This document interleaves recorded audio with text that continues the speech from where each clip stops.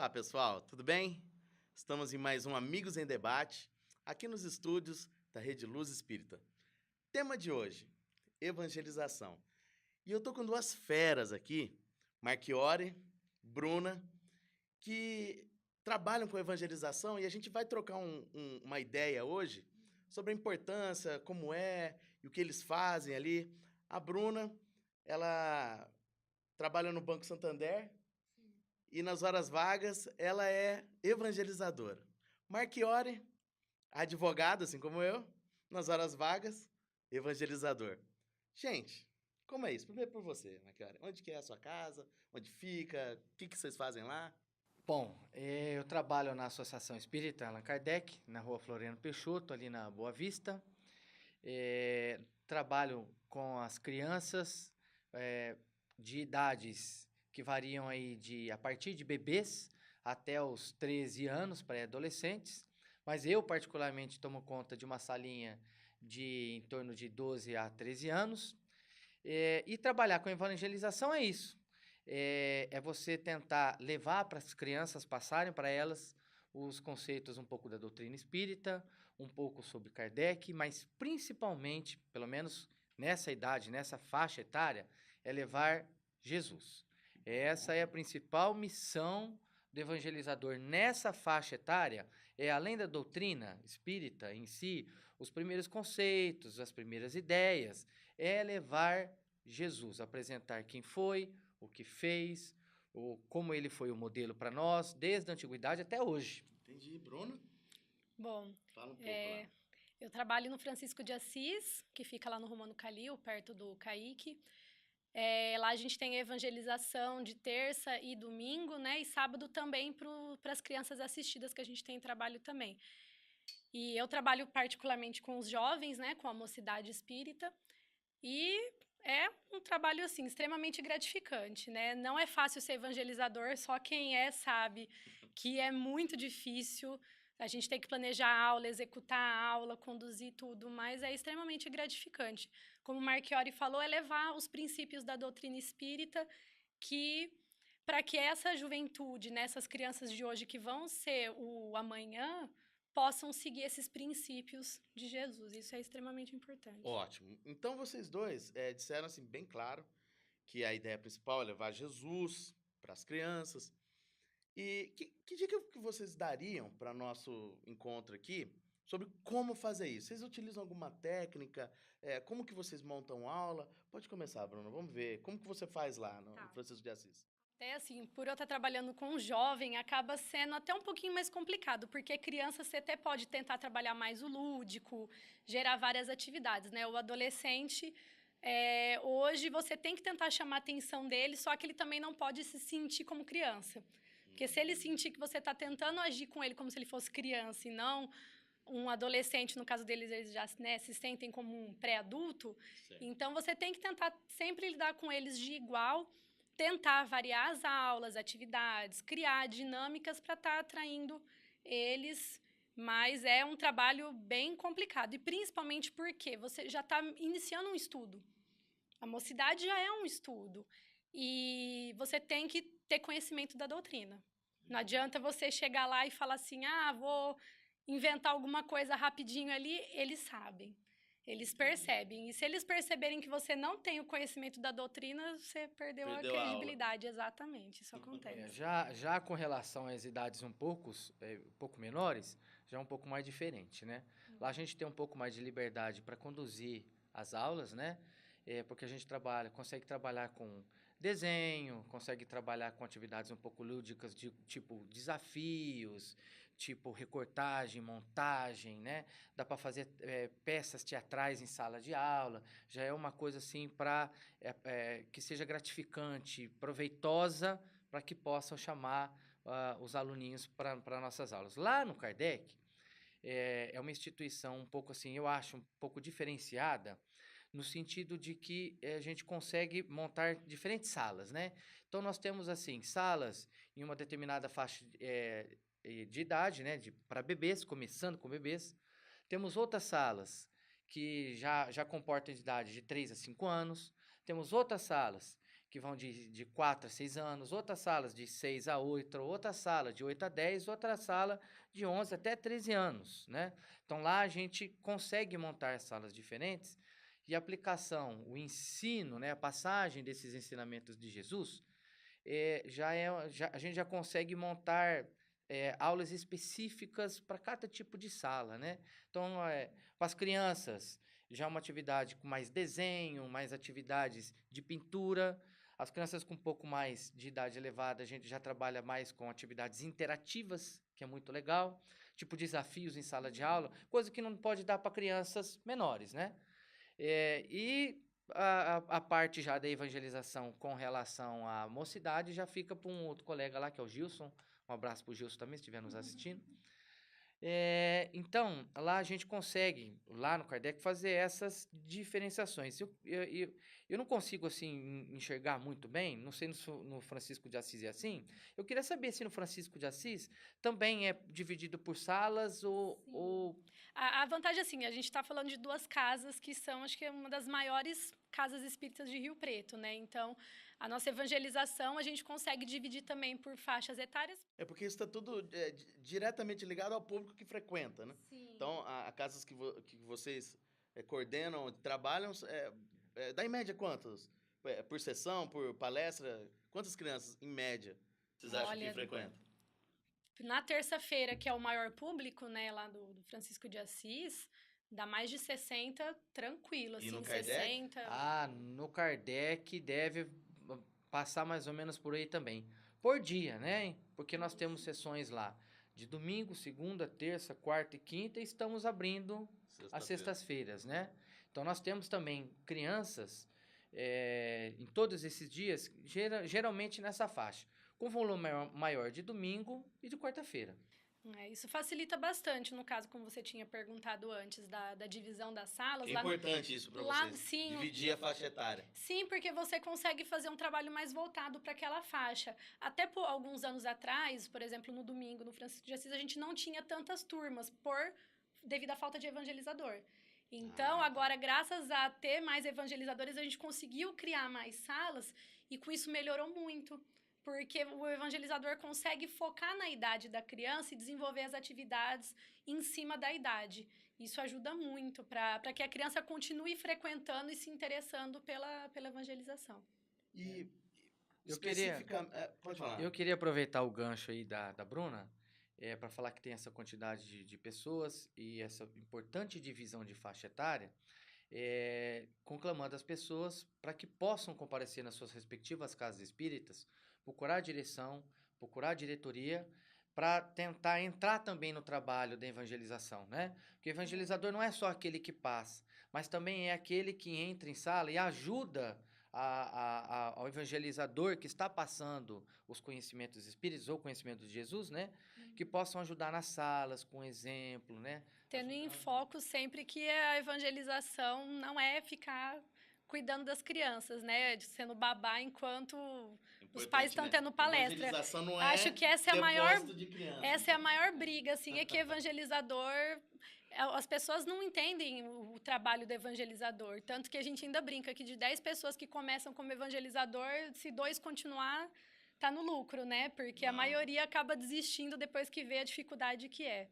E agora, eu chamo vocês para uma questão muito importante. Só a evangelização resolve para evangelizar essas crianças? Não, só a evangelização não resolve, até porque, assim, a evangelização resolve, mas não só a evangelização da casa espírita, né?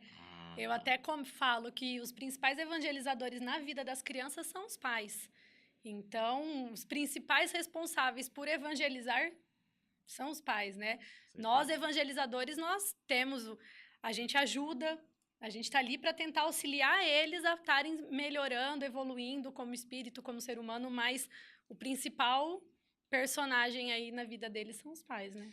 Pegando esse gancho aqui, Marchiori, ela falou, olha, evangelização é importante, mas só evangelização no centro não adianta. Aí ela falou dos pais. Que experiência que você tem sobre pais e evangelização? Bom, como a Bruna disse, evangelização só no centro é pouco. Porque a evangelização em si, ela não é só a transferência de conhecimentos da doutrina e a apresentação de Jesus. A doutrina ou evangelização é também colocar a criança em prática com amor. E isso tem que começar em casa. Então, as crianças, quando chegam nos centros espíritas, né, elas já têm que vir preparado com esse ambiente de amor, de carinho, de afeto. A evangelização começa em casa. Então, na verdade, o evangelizador na casa espírita apresenta, dá os primeiros conceitos a respeito da doutrina em si, como uma filosofia. Mas, como eu disse, a evangelização não é só o conhecimento da tese, das palavras da doutrina espírita. É também o ato de amor. É colocar a criança dentro de um cenário de carinho, de afeto, afabilidade, né? Isso tem que vir de casa. Isso nós, evangelizadores, nós tentamos cumprir com o máximo. Mas essa bagagem toda tem que vir dos pais. Aliás, né? Kardec já colocou há muito tempo em suas obras que os pais são os evangelizadores por excelência, né? Começa em casa. E os pais, pelo menos lá no Kardec, e eu acredito que nas outras casas espíritas, participam muito da nossa evangelização. Eu acho que 80% dos nossos evangelizadores são pais. E lá, Bruno? A mesma coisa. A gente fala São que... pais que vieram trazer os seus filhos Sim. para a aulinha e aí se envolveu no movimento espírita como evangelizador. Sim, são é os isso. pais que realmente se importam, né, com o que os filhos estão aprendendo, aí começam, conversa com o evangelizador. E a gente sempre nessa carência de evangelizador, né, na hora que você vê um pai que tá ali interessado, você já abraça ele e ele acaba abraçando a causa também e vira Mas veja evangelizador. bem, não tem aquele lance, mas para ser evangelizador tem que ser professor, ou não? Não, de maneira alguma, né?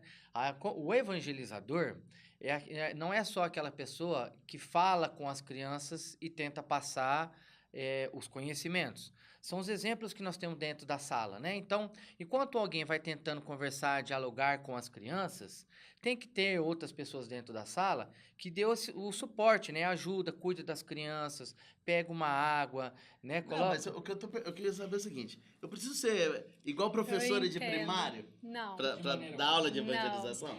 Eu preciso ter experiência como professor de aula, ir lá na lousa, etc, etc. Uma vez eu ouvi o Queen falar, né, de Votuporanga, falar que o principal que precisa é ter boa vontade. Porque se você tem boa vontade, você vai se esforçar para ir aprender sobre a doutrina espírita, aprender sobre quais são as técnicas, né, as metodologias para o evangelizador poder estar dando aula e tendo amor por aquilo que está fazendo. Se realmente você pegar essa coisa que eu acho que todo mundo que começa a trabalhar e realmente pega esse amor pela evangelização, você abraça e não abandona nunca mais, né? Eu gostaria de dar um exemplo prático que todo mundo vai conseguir entender isso, conseguir enxergar, abrir a mente. Na nossa história da humanidade, o maior evangelizador da história, disparadamente, foi Jesus. Ele, por meio de parábolas, ele, por meio de palavras simples, de gestos, de carinho, né, conseguia passar todo um conteúdo de amor e carinho sem fazer um curso de pedagogia, sem fazer um curso superior, né, uma graduação. Então, ele, através de palavras de carinho, de amor, de ensinamentos, de afeto, conseguiu evangelizar a humanidade toda, né? E até a gente já pegou casos no centro de pessoas que já participaram de grupo de estudo, que tem um domínio muito grande da doutrina, mas não tem perfil para evangelizador. Explica um pouquinho melhor isso. Vai trabalhar. Porque assim, não é pessoa leu todas as obras de André Luiz, participou dos estudos da casa, sabe tudo, mas chega lá, não tem essa coisa com a criança, de realmente você saber ensinar para uma criança o amor, o carinho, porque o evangelizador, ele tem que ter isso, porque a gente está ali para passar amor, passar o carinho. Se você não tiver isso, você não consegue trabalhar como evangelizador, não é tão fácil como todo mundo pensa.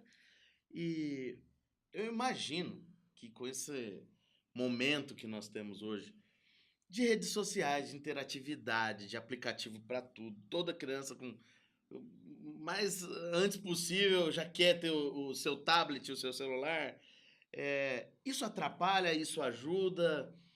O que vocês acham sobre tecnologia aplicado à evangelização? Bom, Lá no Kardec, a gente coloca a tecnologia ao nosso favor. O pai que está estudando, que está ouvindo a palestra, né, que está lá confortável, muitos não sabem o que acontece com seus filhos em sala de aula, porque na verdade evangelização é uma sala de aula, né? Eles se preocupam... Não é creche. Não, de maneira alguma, né? Eles se Isso é preocupam importante. em colocar os seus filhos nas melhores escolas para a vida aqui encarnado e esquecem que, na verdade, os seus filhos lá nos centros espíritas estão tendo aulas para a vida eterna, né? Procuram Entendi. o melhor para a vida encarnada e o que a gente procura na evangelização é exatamente passar conhecimentos, verdadeiras aulas, né? Então a gente acaba utilizando a tecnologia ao nosso favor. Por exemplo, lá para os pais que não sabem, a gente dá aulas usando multimídia, dá aulas usando, quem conhece muito computador conhece PowerPoint, então a gente usa muito PowerPoint. Hoje tem uma novidade, né? Melhor que o PowerPoint é o Prezi, cujo Prezi que é montado para a gente pelo próprio Rodrigo aqui presente, né? Dentro dessa tecnologia, a gente consegue passar, por exemplo, em sala de aula, filmes sobre Jesus, lá na salinha, lá em cima, enquanto os pais estão assistindo uma palestra. Filmes do YouTube, filmes... Filmes de curta-metragem, né? Curtinhas, mas, por exemplo, parábolas. As parábolas de Jesus normalmente estão assim estampadas em qualquer canal do YouTube, né? Entendi. Então, o que a gente faz? A gente consegue trazer essas curtas-metragens e passar nas salinhas, né, de forma interativa. Passagens de 4, 5 minutinhos, então elas acabam assistindo um filme de Jesus, né?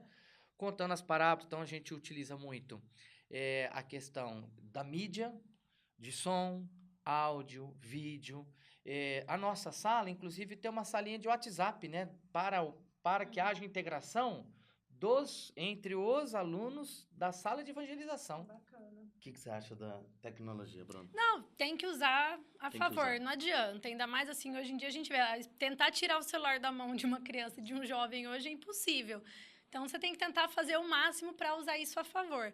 Lá eu uso bastante, ainda mais com os adolescentes, né? Filmes também, eu uso muito os vídeos do pessoal do Amigos da Luz. Amigos da Luz. Que eu acho assim, eles adoram e é uma forma muito descontraída de você conseguir passar um conhecimento para eles. E agora também domingo agora eu usei um quiz interativo também que eles respondem no próprio celular. Então isso é muito bacana. E pra gente caminhar pro encerramento, eu queria que vocês dissessem assim, para quem tem vontade de ser evangelizador, eu imagino que a maior preocupação seja, mas eu não consigo montar a aula, eu não consigo saber o que eu vou passar.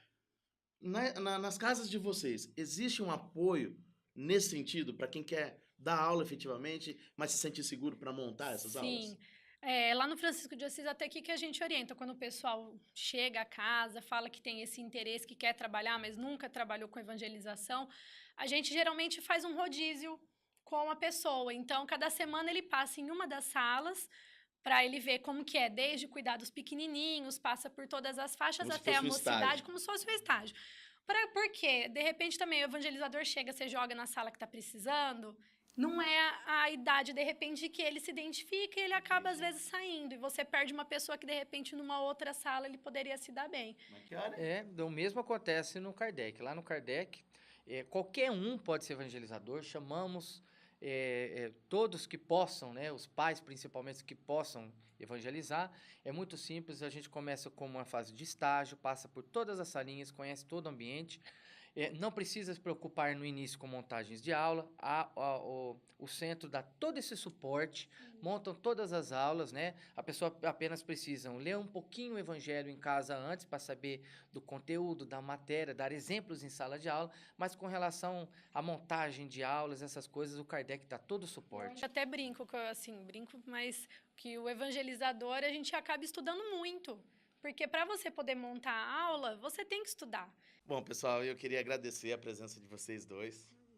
O programa Amigos em Debate está terminando.